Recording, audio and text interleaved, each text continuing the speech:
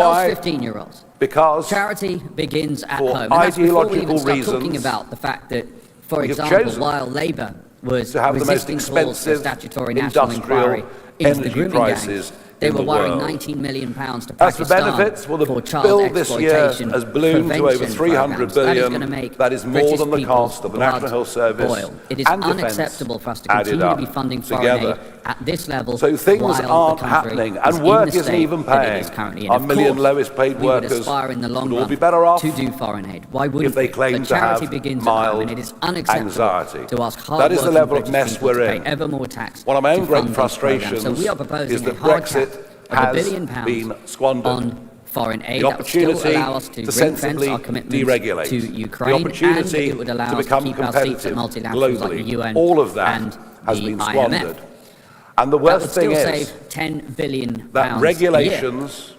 The next thing and the way we talk about is the regulators immigration health behave with surcharge. British now, this is business actually quite extraordinary. is now worse because the than government's it was own impact at the time of the when Brexit it was referendum recently vote. increased to £1,000 And I apply that roughly with a year, knowledge stated very clearly from that everything £1,000 merely through the financial represented services 38% industry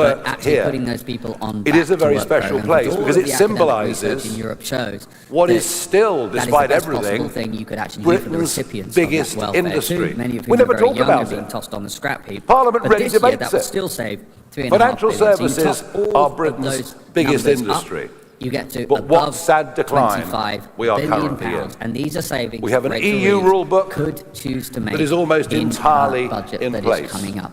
And We that urge her to is make interpreted these changes. by And the massively fact overzealous that despite us regulation. doing this press conference, The and I'm costs pleased, the likelihood of she will doing choose business not in to do London, those things, and instead the costs choose to of doing raise business taxes in our on financial British services people industry is because are now simply too Labour high. is making the And conscious we're losing and deliberate business decision to continue places funding all over the world. extortionate New York, amounts the to Far foreign East, nationals, to you the detriment name it. of British There is, of course, one citizens. And I booming don't know sector what to here, call though. that, frankly. in my That view, is HR and treachery. compliance. I think it's appalling. British And Richard people Tice are and I sick were talking about and this earlier. tired of it.